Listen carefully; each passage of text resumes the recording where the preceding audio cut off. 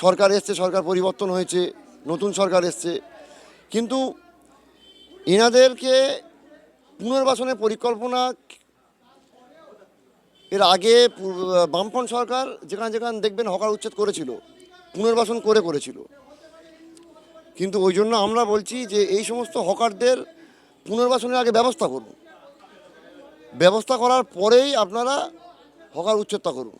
আমরা এই কথা বলেছি, আমরা এসএসের কাছে গিয়ে আলোচনা করেছি যে নির্দিষ্ট সময় দেওয়ার জন্য, এবং হকাররাও যাত্রী পরিষেবা কোনোভাবে অসুবিধা যাতে না হয়, কারণ যাত্রীরাও তো এদের অংশ, একটা রেলের অংশ, তো যাত্রীদের পরিষেবা যাতে অসুবিধা না হয়, স্টেশনের উপরে যেগুলো ইললিগাল যা যা ছিল হকাররা নিজেরাই সরিয়ে নিয়েছে।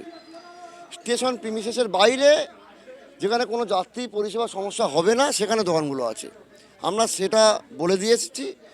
এবং বলা হয়েছে হাইকোর্টে আমাদের যতক্ষণ না এই নির্দেশ দিচ্ছেন এবং আগামী পর্যন্ত যে রায় আসছে ততদিন পর্যন্ত এই উচ্ছেদ প্রক্রিয়া বন্ধ রাখার জন্য আমরা বলে এসেছি।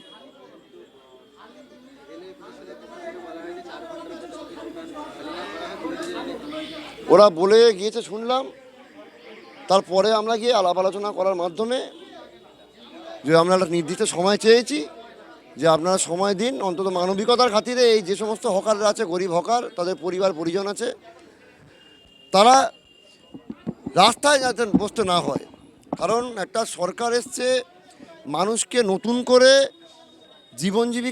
জীবিকার সমস্যা মেটাতে না পারলে, কর্মসংস্থান নেই।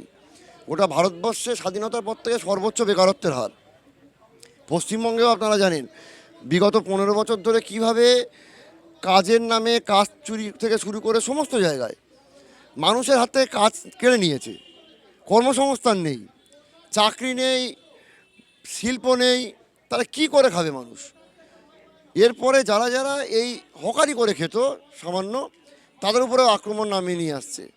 তাহলে এই সমস্ত কর্মসংস্থান, জীবিকার ব্যবস্থা করতে হবে, এদের উপযুক্ত পুনর্বাসনের ব্যবস্থা করতে হবে, তারপরে রেলের কাজ করবে।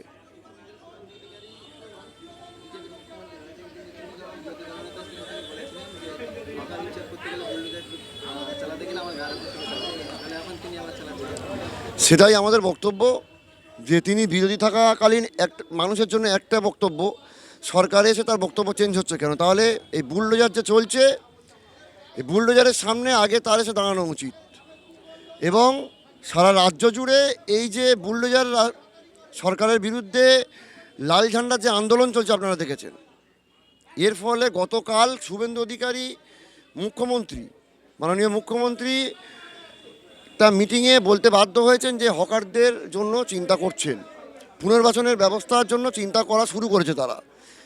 কারণ এই যে গোটা বাংলার শ্রমজীবী মানুষ লাল ঝান্ডার নেতৃত্বে আন্দোলন করছে, এই আন্দোলনই ভাবতে বাধ্য করেছে যে অবশ্যই পুনর্বাসন দিতে হবে এবং আগামী দিনে পুনর্বাসনের ব্যবস্থা করতেই হবে, তাছাড়া কোনো রাস্তা নেই।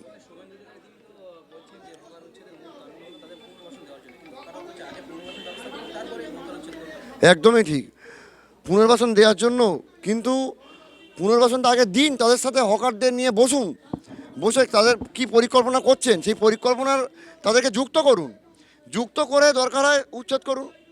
তাদেরকে উচ্ছেদ করে দেওয়া হচ্ছে, তারপরে পুনর্বাসনে কাদেরকে বসাবেন? এই আদানি আম্বানিদেরকে বসাবেন? বড় বড় টেন্ডার নিয়ে আবার রেলে বড় বড় দোকান বসাবেন? এটা চলতে দেওয়া যেতে পারে না। যদি ভবিষ্যৎ পরিকল্পনা থাকে, সেই পরিকল্পনার অংশ এই হকারদেরকে করতে হবে। হকারদেরকে একটা আশ্বাস দিতে হবে, লিখিত আশ্বাস বা যে কোনো লাইসেন্সের ব্যবস্থা করতে হবে, যে এই উচ্ছেদের পরে যেখানে পুনর্বাসন দেওয়া হবে তারা যেন আগে সুযোগ পায়। কারণ অন্যান্য উপায়ে যে টেন্ডার ডাকা হবে, সেখানে আবার এই আদানি আম্বানি থেকে শুরু করে যত বড় বড় শিল্পপতি গোষ্ঠী তারাই দোকান বসাবে, কিন্তু গরিব হকাররা সেখানে সুযোগ পাবে না, এটা আমরা জানি।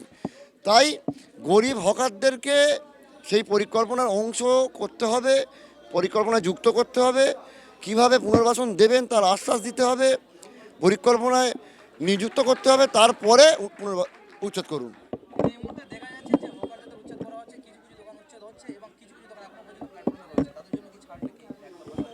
না, কোনো দোকান প্ল্যাটফর্মে আমরা যেখানে যেখানে আন্দোলন করছি বা যেখানে যেখানে আমরা কথা বলছি, এসএসের সাথে কথা বলছি, আরপিএফের সাথে কথা বলছি, যে স্টেশনে এতদিন যা হয়েছে হয়েছে, স্টেশনে যাত্রী পরিষেবা, যাত্রীদের ট্রেন থেকে ওঠানামা করতে, স্টেশনের বাইরে যাতায়াত করতে কোনো রকম সমস্যা সম্মুখীন যে দোকানগুলো হচ্ছে সেগুলোকে অবিলম্বে আপনারা বলে দিন, তুলে নিচ্ছি আমরা।